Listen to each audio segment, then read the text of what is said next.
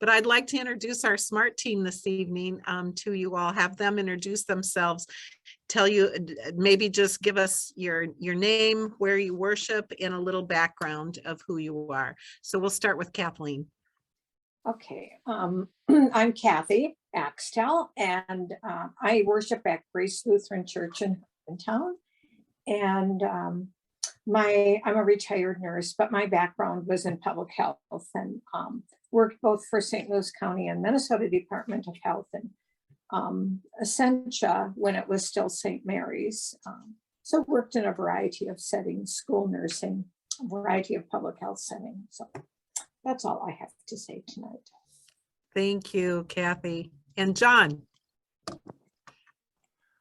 I'm John Moe. I worship at Trinity in Hovland. I am also a nurse. I work in staff development right now up in Grand Marais. I've been an educator, clinical nurse, public health nurse, kind of a little bit of everything. And Kim. Hi, everybody. I'm Kim Downer. We worship at Lutheran Church of the Good Shepherd in Duluth. And I have my master's in public health and doctorate in public health. My first job was at the Arizona Department of Health Services, actually in immunizations.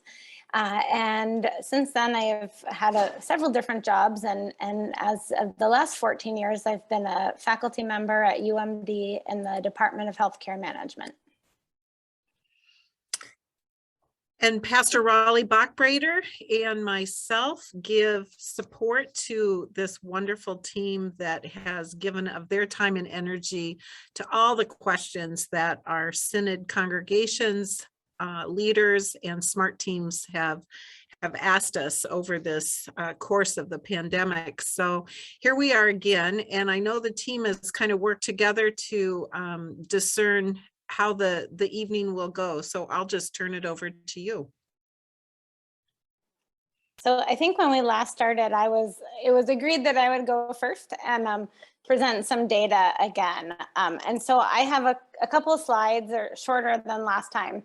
And on them, I'll share them with Raleigh, who can post them to the website, where you can then use the links to see the different resources that are out there.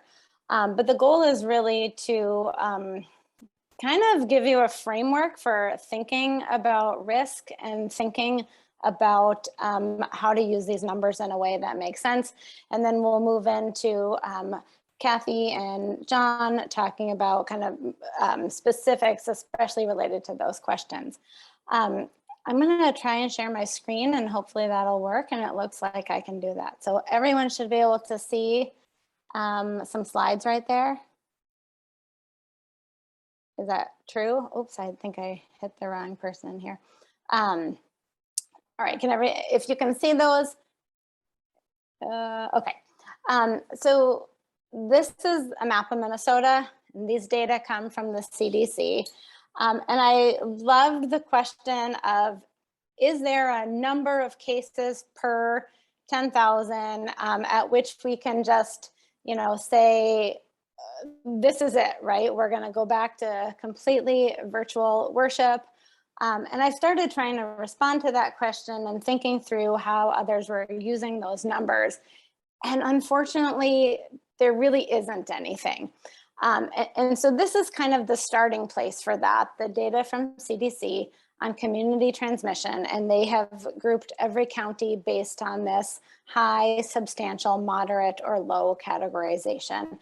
And how they come up with those numbers is they take a cumulative total of cases for the previous week, so adding the total from Monday to Tuesday to Wednesday and so on and so forth. And also the percent of tests during a similar 7-day period that are positive. And this is how they define those categories. So low is very few numbers of cases per 100,000 persons, moderate, a little bit higher, significant, and then high. And if you look back at Minnesota, you can see it's pretty much all red.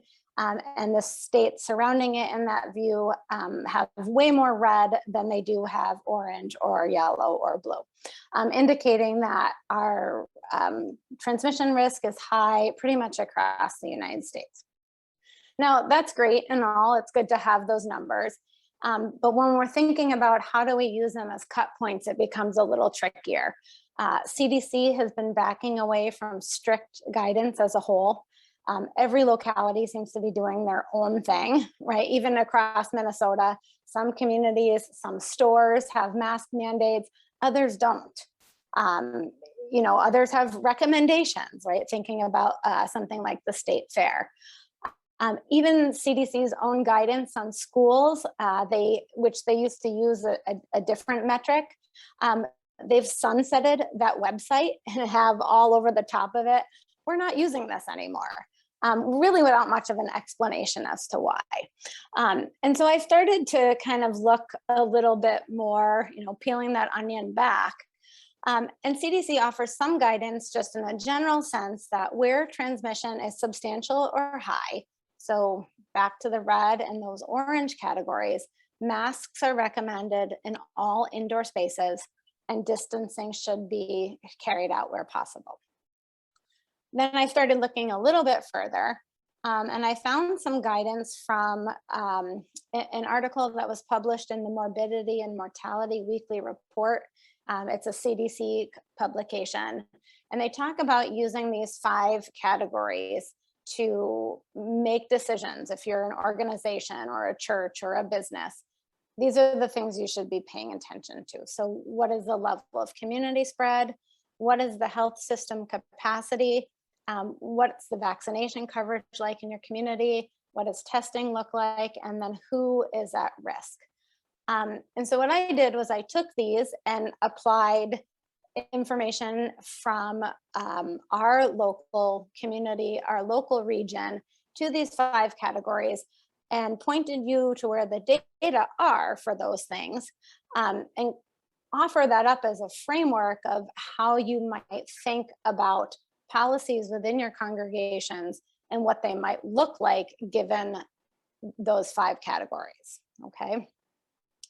So then doing that, and you'll see on the left there, those are those 5 categories that are suggested we pay attention to, and then where we're at in terms of our region. And every county has a slightly different profile. And it's really hard to get data on a more discrete level than the county, right? So I would encourage you to look at your county first and kind of have that as your unit of consideration. So for the community spread, I'm using that same data tracker from the first slide. And as I showed you, mostly everything is high transmission. Although if you're in Lake County, you have a little bit fewer cases of COVID. The transmission is slightly less. When you think about health systems capacity, again, Minnesota Department of Health has a web resource where you can go on and get this information. And they have data on ICU bed availability. In our region, so the regions that overlap with Northeast Minnesota, considering you know, there might not be 100% overlap, we only have about 7 to 9% of ICU beds available in this region. Non-ICU beds, so other hospital beds, it's a little bit more available, 9 to 13%. Being in healthcare management, both those numbers are really, really low. Hospitals often have closer to maybe 20 to 30 to 40% non-ICU bed availability. If you look across our region, the closer you get to the metro area, the fewer beds there are. The more west you get within our region, Western Minnesota looks a lot better than Eastern Minnesota. There's more capacity there. The next layer to think about is vaccination coverage. And again, you've got a wide range depending on what county you're in and what age group you're thinking about. And so you know, rather than going into detail on all the various iterations of that, the range fell between less than 50% of people 16 and older in Kennebec County are vaccinated, And you can contrast that to 81% of people 16 and older in Cook are vaccinated, right? So even within the region, those two counties have really different vaccination rates. And then overall, it's higher among persons over the age of 65. And we do the same thing with the early detection and testing. Ideally, you want a test positivity of 5% or less. Kathy, I think you're going to be talking about kind of using that as one kind of way of thinking about when they're to open or not to open, but whether to adopt more precautions. 5% or less is ideal, but there's wide variation across the counties in our region. Some are really low, 2%, and that's great. Others are higher, closer to 8 or 9%. And then finally, that population at risk is really you knowing your own congregations, right? To what degree have you heard that people are vaccinated or not? How many young kids or immunocompromised people are coming to church? Young kids who are less than 12 cannot be vaccinated at this point, right? What's hospital availability in your area? Maybe how far are your communities that you're serving away from hospitals, right? If there's just one rural critical access hospital in your area, that's really different than maybe the Duluth area where there are several hospitals. And then to what degree do the people you're serving want to wear masks or not? And so all these things are things to pay attention to and use to make decisions. And I realize, like, saying all this, it does complicate it, but it also allows you to maybe differentiate some of your practices. That said, I think the message that bears repeating is masks should be worn by everyone indoors, distance where possible, be outside where possible. So I'm going to turn that over to the other members of the team to talk and share some of the things they're planning to share.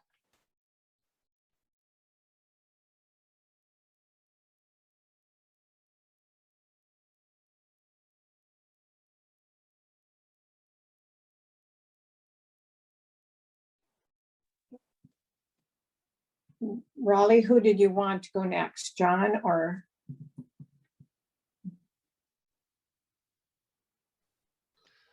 John, do you want to go next? I can. I want to tag on something with what Kim said about the bed capacities. I've been looking at it, and first of all, know that right now throughout the state, it's not so much the hospitals are full of COVID patients, but it's everyone who's put off care. That's what we're full of. But the number of COVID-related patients coming in is pushing the hospitals beyond capacity. So I have up the website that Kim had referenced that looks at the state response capacity. And as of this morning in our region, there were 7 ICU beds that are considered staffed for. That means there are people to take care of someone put in that bed. This last weekend, we were at 3 ICU beds in our region. And that doesn't mean they're all in Duluth. That might mean it's in Cloquet or another small town and not Duluth. And I can tell you from up in Grand Marais, this becomes a crisis for us with a critically ill patient. Where can we send them? We have, within the last month, we are sending ICU level patients to the Twin Cities, out of state, because those are the only places that can take care of them. And so that does become an issue when I look at it from the nursing perspective and caring for people. What happens if we have a major outbreak in the area and we don't have the capacity to take care of them? Is there even a place for us to send them? So that's my kind of takeoff or addition to what Kim said. The question that I took was on music, because everyone wants music back. And everyone says there's been no recent change in the guidelines. That's correct. The guidelines are still the same. There was an article I came across today. It was a research article from the University of Colorado at Boulder and the University of Maryland. And they were looking at the potential of COVID spread through both singing and wind instruments, and actually found that that potential of spread is the same with both of them. And so that kind of goes back to, with music, the recommendations haven't changed. Congregational singing in the traditional sense is really still a no-no. It's still masked, maybe soft singing if we can still maintain distancing. And I know in some of our churches, that has become an issue. They don't want to maintain distancing. When you are looking at choir members, because church choirs want to get together, and I know they want to say the word recommendation, this is, I'll go out on the limb and say this needs to be a rule. If they're not vaccinated, they need to not be in choir. They're putting themselves at risk, a lot of risk with that exposure. Recommendations still for choirs are masked. All choir members that are not in the same household should be 6 feet apart from each other. I know there's one church that uses people in the same household as cantors, and we'll have them stand together. You know, if it's people living in the same household, that's fine for them to be next to each other for singing. But if it's multiple households, they need to be distanced. And that's about what it is. It's still limiting. If you're going to do congregational singing, again, masks, and it really should be more quiet music, not something that we're belting out.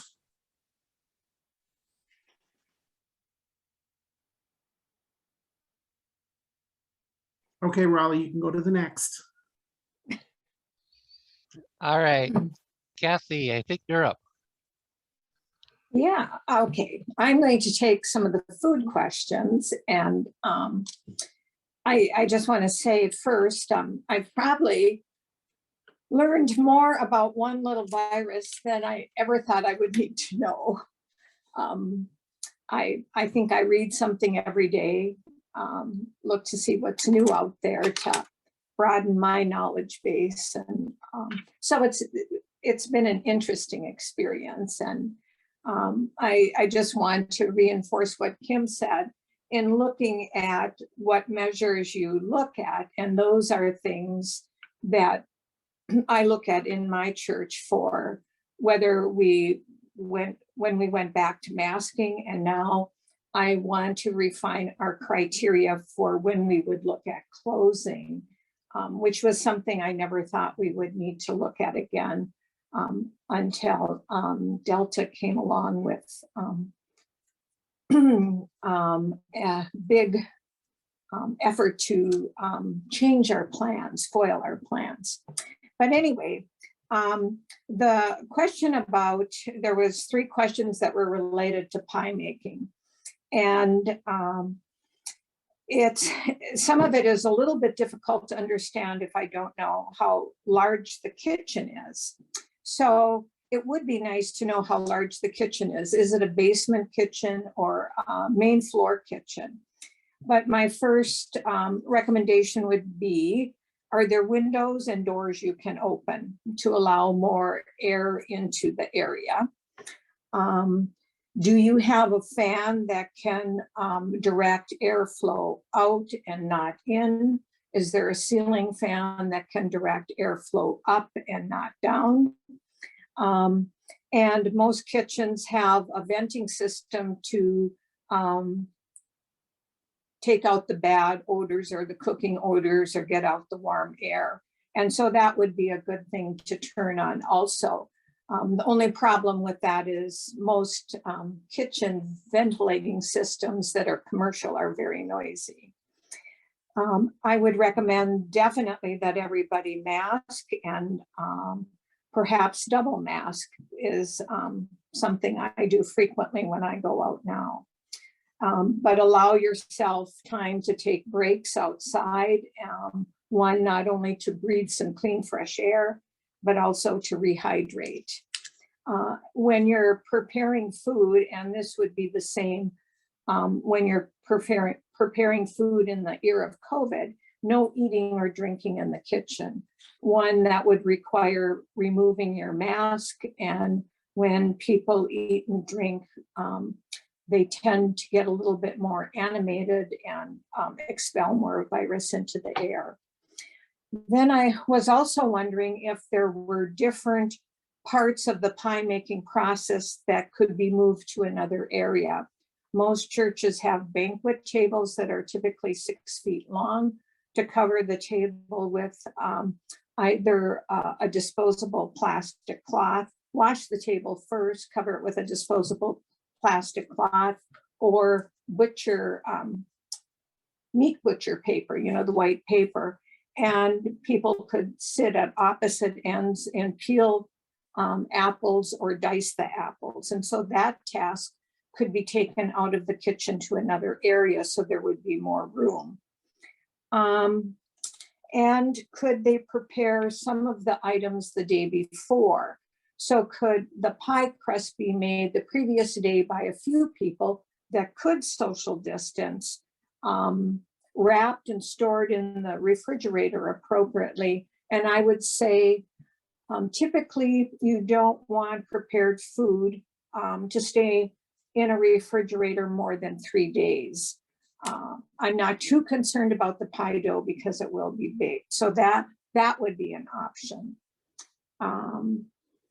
And, I appreciate and understand in most of these events as like pie making that a group of women have done for a while. It's not just the fundraising, it's a social opportunity. And so I would not, I don't want to discourage that, but can you spread it out again into other areas or break it down into different days? I would recommend that you wear gloves at all stages of preparation. Universal precautions require that you wash your hands first, dry them, put on gloves, especially glove wearing during the process where the pies are now cool and you're going to be packaging them to provide or give to the person who has purchased them. And then remember that wearing of gloves is not there to protect you, it's to protect the food that you're potentially going to touch, and gloves aren't magic. So if you touch your eyes, your face, your hair, then you need to change your gloves. Let's see. And then are there individuals that maybe already spend a great deal of time together or live in the same household? They could certainly be closer together in the kitchen. So that was about all of the suggestions I could come up with preparing pie, except I don't know what their pickup system is and whether people pre-order those. So you could assign specific times for people to pick up their pies, so you're not having a congestion of people. And I would suggest having a system to deliver them to the car window. Kathy, let me follow up with a kitchen sort of related question. If, let's say it's a smaller church kitchen and there's 5 or so non-household or non-related household people, they should not only mask, gloves, but they should keep that physical distance. Correct. And that's why I thought if you could move some of the tasks out of the kitchen, that would give more room in the kitchen. Our church has a commercial kitchen, so you can have quite a few people in there working at different stainless steel countertops. But and our kitchen is large, we could still not have 10 people in there. And I recently did I had a group together to bake bars for the Rhubarb Fest in June. And we did move some of the activities out into our community room by covering the tables and making sure that was a clean surface to work on. So that would be what I would prefer to see. And that would still allow the people to have some kind of visiting and social gathering, which I know that's a big part of all of these things that women in churches do. Well, part of the challenge, I think, is I learned this early on as a younger pastor. It can be difficult telling kitchen ladies what they can and cannot do. And so you got to be careful, but we have to be safe.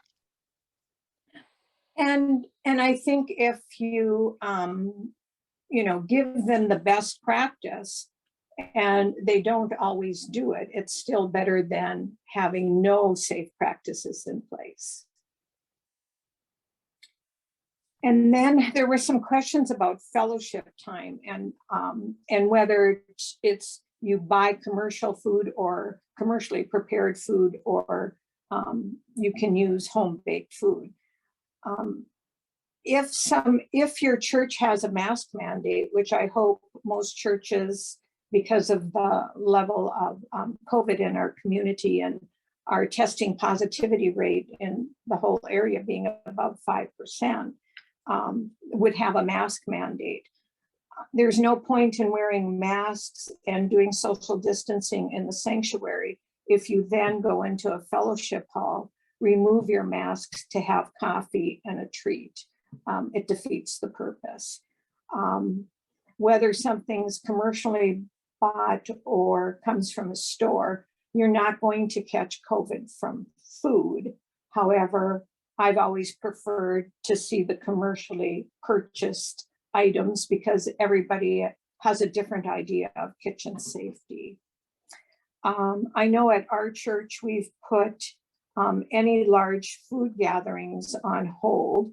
And so there would be no funerals with food service, no Bible studies, quilters, other groups that meet at our church with food. And that was an announcement that was made. So once we went to masking, we eliminated all food, social events or meals at the church. And what happens when people eat and drink, especially if it's a large room and the volume of conversation gets louder and louder, people speak more forcefully and cause more virus to enter, if they were infected, to cause more virus to enter the air. So.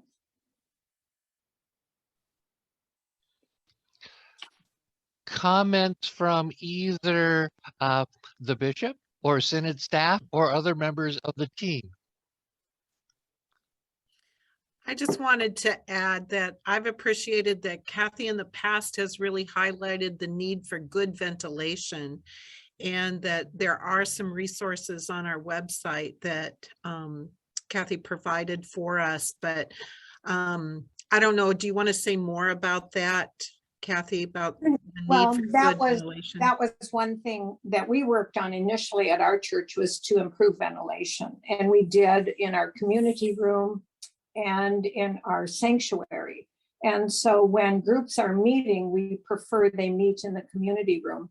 We have another little room we call our fireside room, where people prefer to meet because it's small and cozy, but we don't have good air exchange in there. And unfortunately, we're on a highway, so if we open the window, we get a lot of noise, which only causes people to speak louder. So try to make judgments on little things that maybe could make it safer. There was one thing about the cooking in the kitchen earlier about the pies I forgot to mention. If you have a door you can open to the outside, you can place a fan in the door so that it pushes the air out and not in. You don't want to blow air over people, but away from them.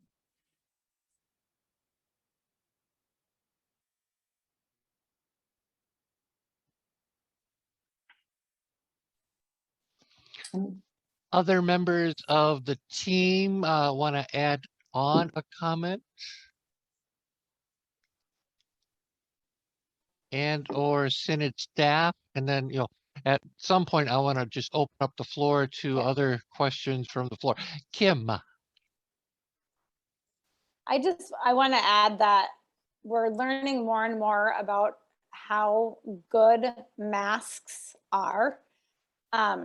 And especially if you can wear one of the N95 or KN95 masks, or double masking, which Kathy mentioned, and that those go quite a long way. So I would just encourage you, if when you're thinking about planning, anything that involves taking that mask off is going to be inherently more risky, just for starters. And so to try and minimize any sort of instance where a mask would be off.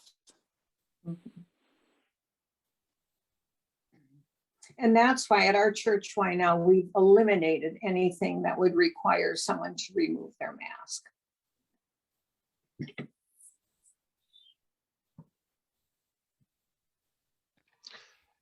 there was a question from Lori Robinson. We recently had a large funeral with 150 plus in attendance. We asked that the food be catered and served outside. We are thinking of requesting that any non-reoccurring events have catered food and rented tables and chairs due to cleaning requirements and our low staff levels. Is this a good idea?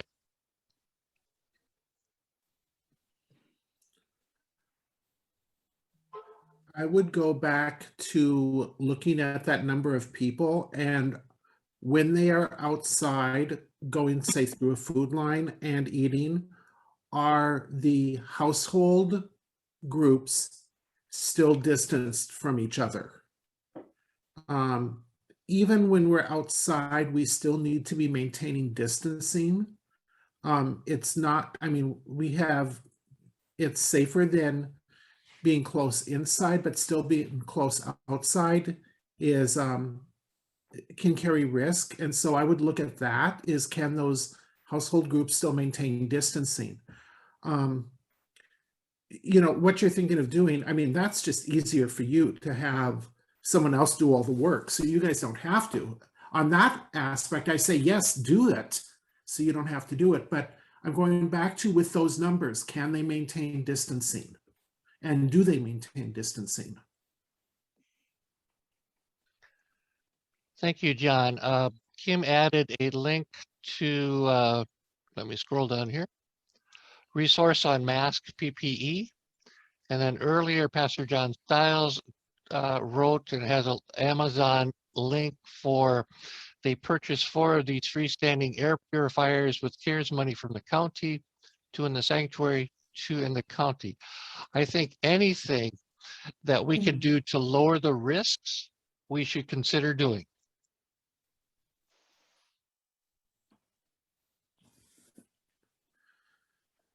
I don't know who wants to take this, but there was a question sent in too about folks that are utilizing the space of the church. There was an outside men's chorus group that was using a congregation, and they wondered whether that's a good idea or not. So maybe if you could talk about outside groups using the church space. Well, it again goes back to, what's the group doing? You have an outside choral group. So if they're coming in to rehearse, are all the people masked? Are they all 6 feet apart? I mean, that's back to the safety there. And again, to remember, in allowing an outside group to come in, you can enforce rules. So you then have the right to say everyone will have to be masked or they don't come in. That is the rights that we have in letting groups come in to use our facilities. I would hope that that group is not wanting to do a concert right now. This was not be a safe time for doing it. But again, look at that. Look at the number of people coming in. Can they maintain distancing? What are they doing? And is this what they're doing? Will they be masked or unmasked?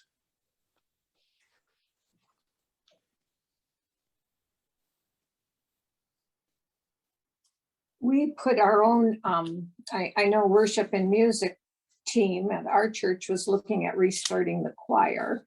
And I think the suggestion was made like the end of June, beginning of July. Well, life has changed. So our larger choir is on hold again. And we have a small praise band that sings with great distance, wears the masks, and has at least 12 feet between them and the congregation.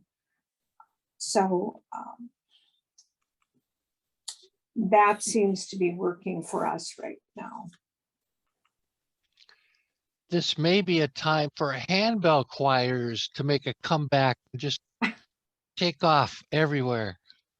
Or stringed instruments, keyboard instruments. Mhm.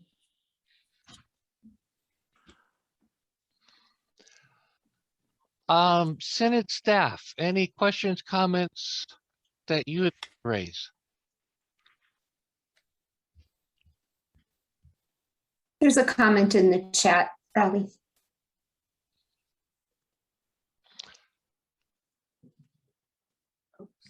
Brenda, do you want to read your question? Any guidelines regarding retreat? Day retreat, overnight retreats, that sort of thing.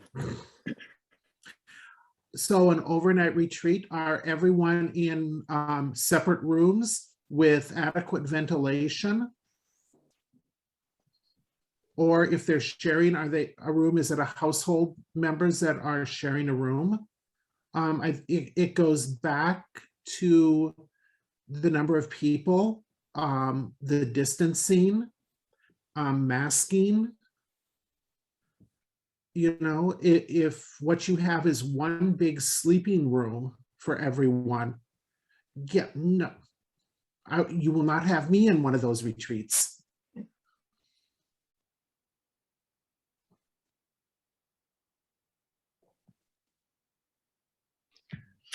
And I would think that the having food is a big concern there again. And if it's a retreat that's an overnight, there's obviously meals involved. And so I think the comments about, you know, distancing and being masked, and then, you know, you just blow it when you go and eat together then. So.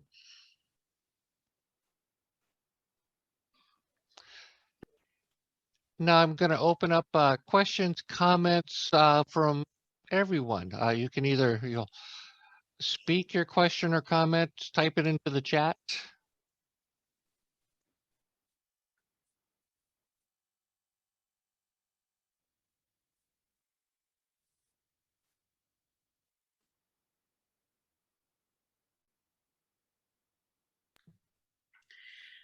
Kim, I know I asked this at our last meeting, but I think it's good for us to maybe hear it as a whole. Is, you know, we're concerned with the Delta variant at this point, but because of the number of folks who are unvaccinated, I wondered what science is saying about other variants that might be behind Delta.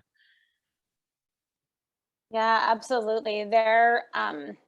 There's continued possibility for more variants to spread, as long as there are significant pockets of unvaccinated individuals that have the ability to circulate. Anything new, you know, we've already seen that the vaccines are slightly less effective against Delta, and we don't have a good, you know, number on how much less, but a tiny bit less, but still very good.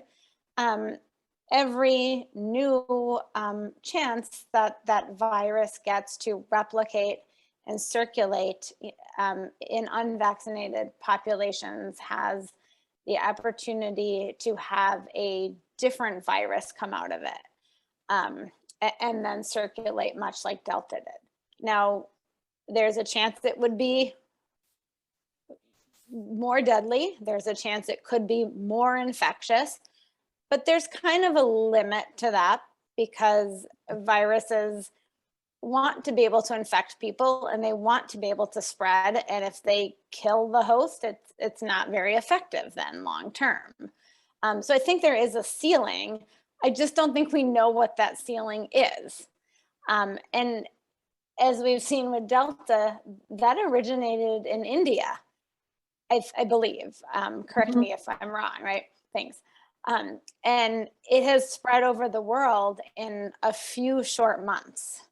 And so we don't know, as long as there are places in the world that are largely unvaccinated, and by and large, most of the world is unvaccinated right now, then it is potentially, the virus could change and we could be dealing with a different variant. And I don't know, what that means for the vaccine makers. If someday there's going to be the Delta spike on the booster that we all get, much like with the flu shot, it changes every year. So yeah, I think that is a possibility, and it is something to just, maybe think about, but not quite lose sleep over at this point. There's two comment questions in the chat right now. The first one, we have a very small congregation, about 20 to 25 attendants on a Sunday. All the regular members have been vaccinated. Is it still a recommendation for masks and no fellowship? Yes. The masking is yes. With the Delta variant, they are finding quite a bit of number of people who have been vaccinated are catching coronavirus from the Delta variant. The best news about it, though, is that the people who are coming down with it tend to be either have no symptoms or very mild. Only a very small number are actually seriously ill if they've been vaccinated.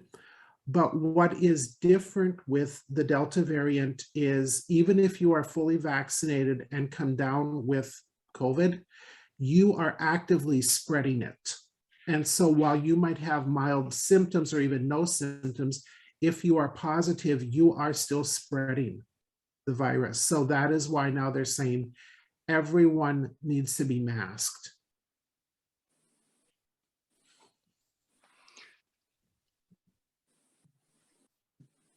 Catherine, do you want to take the question from Pastor Drew? I would love to speak to that. And if I can actually add another comment, following up on what the COVID team has said as well, that maybe has said, but I've missed it in here, is part of why we have the conversation is, of course, a lot are 12 and under young people are not eligible to be vaccinated yet. And if we look just at numbers, it's clear you don't hold big events. But of course, we also know that for our young people, this last year has been taken a toll emotionally, and it's why we keep working as a whole society of wanting to be together, but finding safe ways to do that. So as we go forward in the conversation. So yes, Pastor Drew, it is on my daily mind and conversations of talking about what do we do about middle school gathering, what do we do about Cardia Deo, and what do we do for the ELCA youth gathering as well. Weighing both of those, we certainly want to keep kids safe physically. We also want to care for their spiritual and emotional needs as well.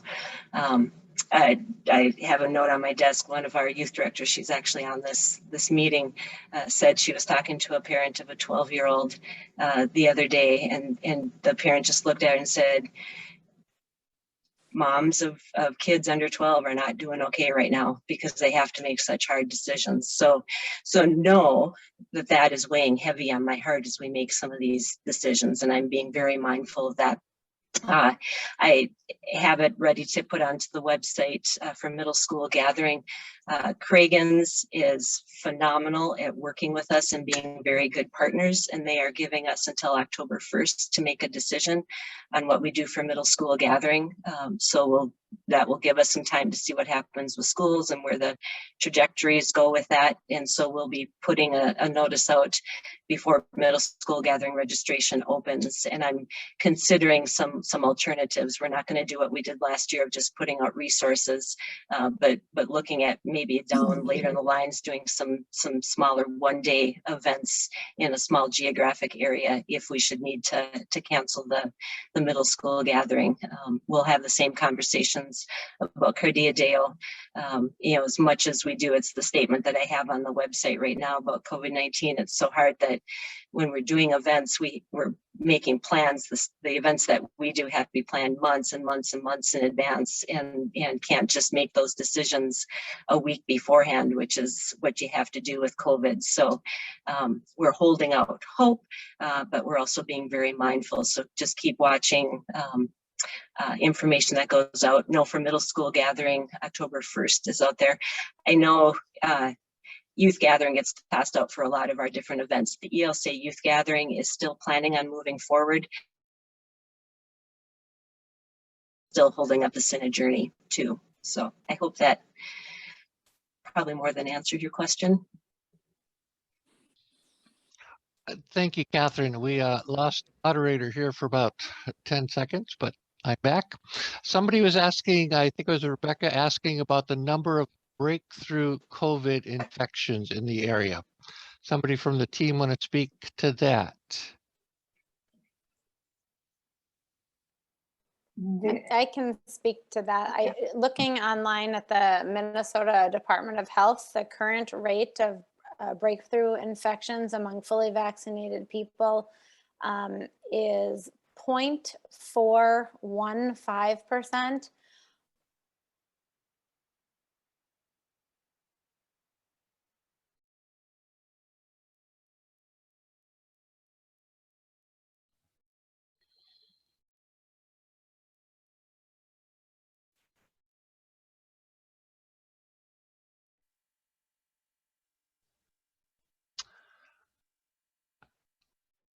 All right.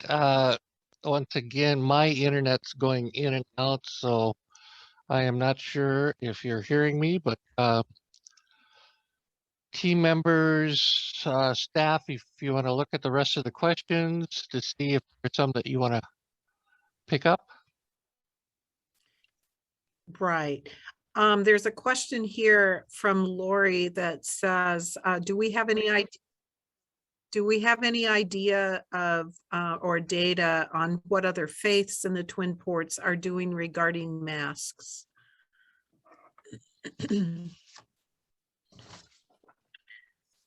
I know that Raleigh, your internet is kind of unstable right now, but we did receive today a statement from the Catholic Bishop, the Diocese of Duluth, indicating that he is recommending that people, urging is the word he uses, urging people who are eligible for the COVID-19 vaccine to get vaccinated. But he also recognized that there are people for issues of their conscientious objection. So it sort of is a, please, we urge you, but we understand if you are objecting to that. Did he have anything to say, Raleigh, about mask wearing for the diocese? No, Bishop Felton only talked about encouraging people to be vaccinated. That was the only thing that he wrote. I was hoping he'd say a little bit more, but just vaccination.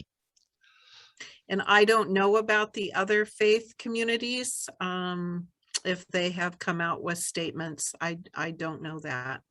I don't know if they've come out with statements, but I know that the Methodist Church, First Methodist, which we refer to as the Copper Top, is masking. And they just started inviting groups back into their church. They have not had outside groups invited back in that had previously been meeting there. But they have strict criteria with you need to wear masks and you need to socially distance. Okay. Then a question about transmission guidelines for outdoors and food sharing. A question.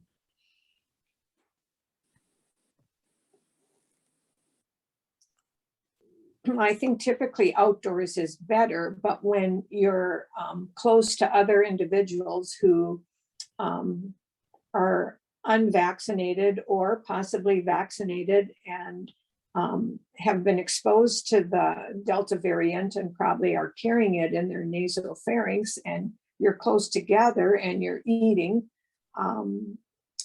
you can still breathe in enough viral load to develop COVID.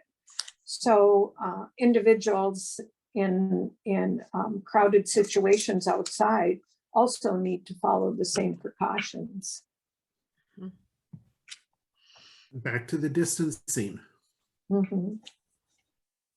There's a question about, is there some thought about changing the fall theological? And yes, indeed, we are in conversation together regarding that. The Sugar Lake Lodge has been very generous in working with us and telling us that they would offer people their money back. And so we will be coming out with a statement, Dee, very shortly, especially after tonight's meeting. We wanted to hear what our own safety team had to say, or SMART team had to say. Siobhan asks, beyond the safety and health concern, is there a liability concern? If the church has policies and building use in which these policies are not being policed or adhered to, I guess. Suggestions for leaning toward the policy, even if you know it will not be policed. Hey, John, why don't you take a stab at this one? Because I know you have looked at some of the legal issues involved. You are very welcome. Thank you, Raleigh. I don't know that I can speak really well for the church aspect, but if I step outside of the religious realm into either the healthcare or the business world realm, when you have policies that you do not follow and do not enforce, yes, then it becomes a huge legal risk liability. So I'd have to say this is outside of the churches because I don't know the legal aspect there. But in the rest of the world, if you say this is what people have to do to maintain safety, but then you just ignore it and someone gets hurt, then you become legally liable for not having enforced your own safety practices. And on that's about the best I can say with that because I don't know the religious side, but in the business world, in the healthcare world, those policies are our standard baseline, and that is what we are legally held liable to. Mhm. I would suggest that indeed is, when you have policy, that means that is the legal basis for which you're determining what you're going to do. That's why you will see words like recommendations, guidelines, urge, suggest. Those words don't relate to a specific policy, because if you have policy, you need to follow it. You are opening yourself up. Kelly asks, with boosters being planned, is there evidence that people who are close to needing their booster are more susceptible to the virus? Many congregation members were vaccinated early on, and they would fall into this group. The immunity tends to wane after 6 to 8 months, and probably more in the elderly than in the younger, but it does wane in both. I think from what I've read, they're still protected from severe illness and hospitalization, and very low percentage of people actually who have been vaccinated die. I think it's like 0.002%. So I'm not as concerned about that, for our congregation, as I'm assuming everyone will get their boosters as appropriate. We've already had quite a few people, because of secondary health conditions, already receive that third booster, and were contacted by medical providers to come in and get that. So it's in motion, and hopefully it will transition nicely in our entire area for receiving that third booster.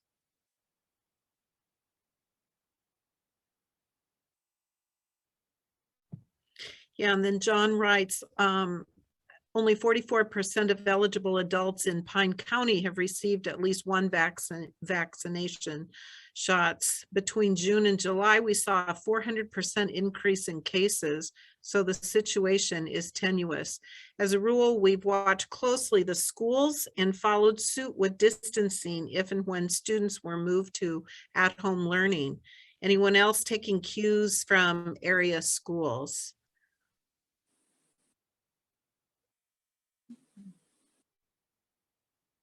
I think some schools are not yet, but yeah, Kim, do you want to speak to it? Mhm. Well, I was going to say, I remember last year being so excited around this time because the Minnesota Department of Education released these guidelines that were based in epidemiology and numbers. And I really haven't seen that this year. I know the ISD 709, the Duluth schools are requiring masks of all students, which is fabulous, especially for those of us who have children who are vaccinated and children who are not eligible to be vaccinated, and keeping that risk down. I have not, it seems like the school districts are all over the place and there's not the coordinated effort that was last year. And so I haven't seen anything related to, at this point, we'll have to go distance or hybrid. So in short, no, we're really not. Much like everywhere else, everyone's kind of winging it.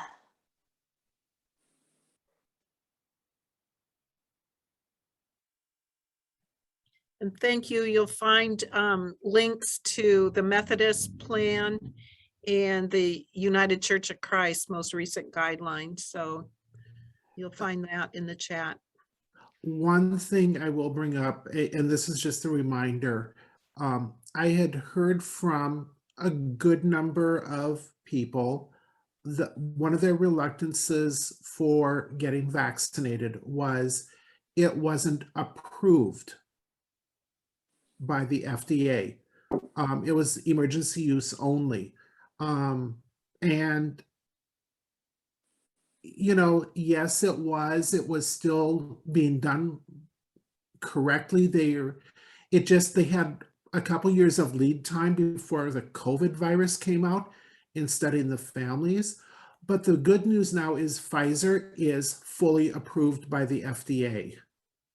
And so that I would hope would start to break down some of the reluctance of people to get the vaccination. Is it that the Pfizer vaccine is now fully approved?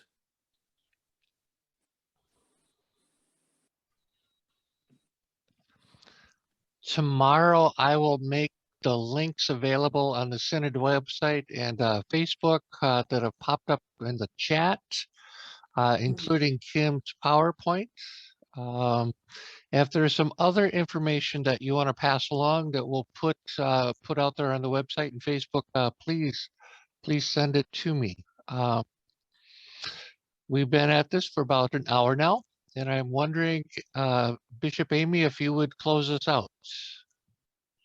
Yes, and I'd like to say thank you to our Synod Smart team and their preparation for this evening. And, you know, if you continue to have questions, please send them to Raleigh here at the Synod office, because he forwards them on, and we hopefully get those answers back to you expediently. So we really give thanks for this team and for their efforts. Let us pray. Oh God of mystery, you made the universe with its marvelous order and chaos, its atoms, worlds, and galaxies, and the infinite complexity of living creatures. We give you thanks for all who study the mysteries of creation and ask that their work may increase our curiosity and wonder and joy, that we may come to know you more truly and serve you more humbly. In the name of Jesus Christ, your wisdom and your word. Amen. Thank you all for attending tonight. We'll keep at this. We are in this together for sure.